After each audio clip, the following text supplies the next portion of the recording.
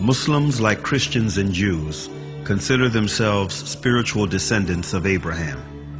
1.5 billion people in this world are Muslims. 250 million of them are Arabs, and over 1.2 billion are non-Arabs. There are Chinese Muslims, European Muslims, American Muslims, Latino Muslims. 1 out of every 5 people in this world is a Muslim, which is enough reason to learn about Islam. It is important to realize that Islam is not just a religion, but it is a complete, comprehensive way of life. It's not something that we only do on Fridays, but it carries over into our workplace, our families, our communities, and our friends. Linguistically, in the Arabic language, the word Islam comes from the root word salama. And from this root, you can have 3 different words with 3 different meanings. The first one is submission, the second one is purity, and the third one is peace. Submission, purity, and peace. Surprisingly, the word Islam Islamically carries those 3 meanings. The word Islam Islamically means that if any person fully submits himself or herself to the will of God and worships God purely without any association with God, worships God alone, he or she should live in peace and harmony in this life and in the hereafter. So the word Muslim in the Arabic language doesn't mean literally a follower of Prophet Muhammad. The word Muslim literally means someone who submits to the will of God and worships God alone.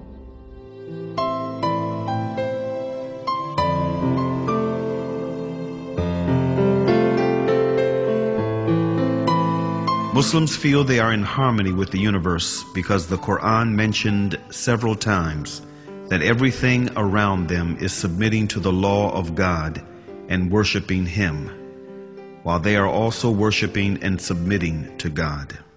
Do you not see that Allah is the one who is praised by all those who are in the heavens and in the earth?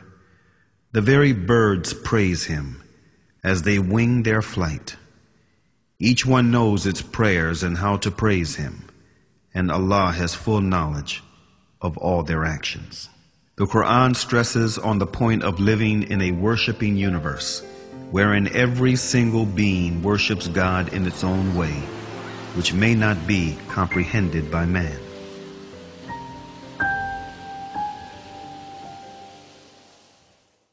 The Quran says, "The 7 heavens, the earth, and all beings therein declare His glory. There is not a single thing that glorifies Him with His praise, but you do not comprehend their hymns of His glory." These verses become very inspiring for me when I hear the birds twittering early morning or at sunset. I say, oh my God, can this be their 2 prescribed times of prayer? Or when I go to the lake and I see the ducks swimming in a V shape like that, I say, can this be a congregation prayer that they do? And this duck in the front, can it be the Imam duck? I look at the creation like musicians in a concert. Each one is playing one instrument, but at the end, all of them are contributing to the same tune. The universe is in harmony.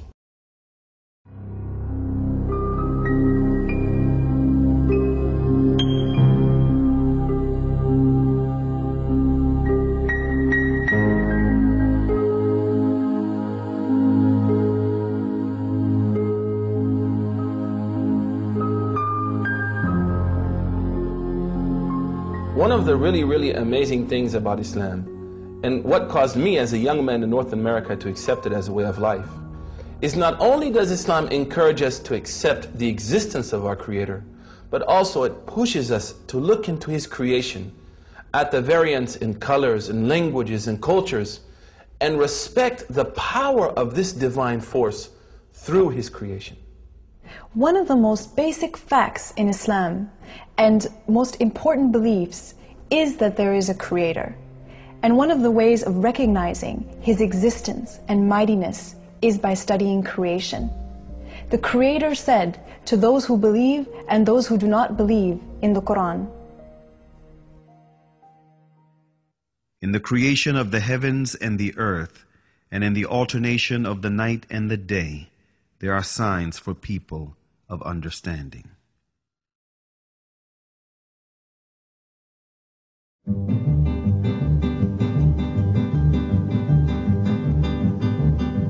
After deep thinking, many ancient and modern philosophers reached the fact of the existence of a supreme being who created this universe and is maintaining it continuously.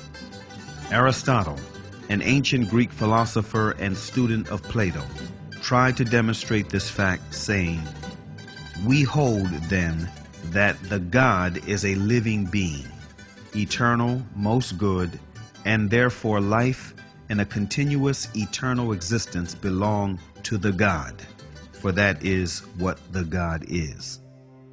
If people look around them, they will see the intelligent design everywhere and in their own selves. Take the eye as an example. The light reflects on the object and then reflects on our eye retina, where it is transferred into pulses to a place in the brain called the center of vision. And it is probably one of the darkest places in the human body because it is completely insulated from light. It never saw the light.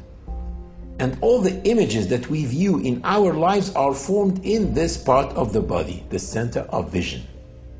We see all these bright, sharp, three-dimensional images in this part of the body, while thousands and thousands of engineers in TV factories are trying to come up with an image as sharp, bright, and clear, but still they cannot.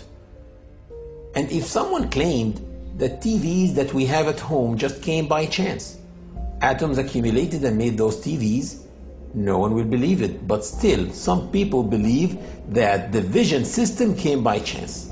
Same applies for hearing, taste, the way kidneys work, the way livers work, etc., etc. The Creator said in the Quran, "Were they created without a creator, or were they their own creators?"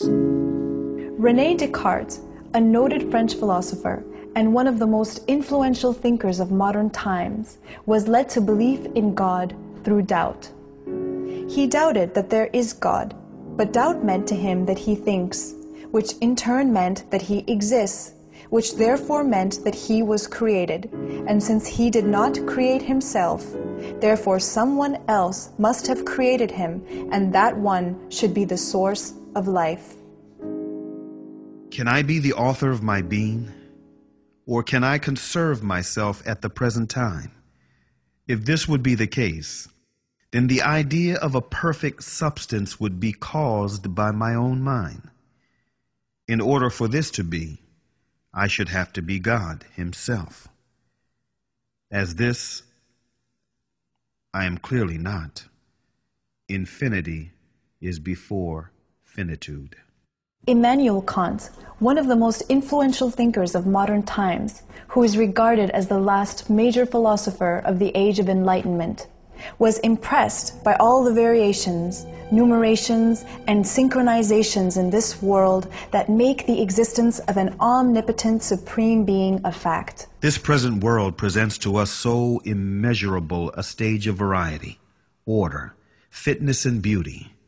Whether we follow it up in the infinity of space or in its unlimited division, that even with the little knowledge which our poor understanding has been able to gather, all language, with regard to so many inconceivable wonders, loses its vigor, all the numbers their power of measuring, and all our thoughts their necessary determinations, so that our judgment of the whole is lost in a speechless but all the more eloquent astonishment.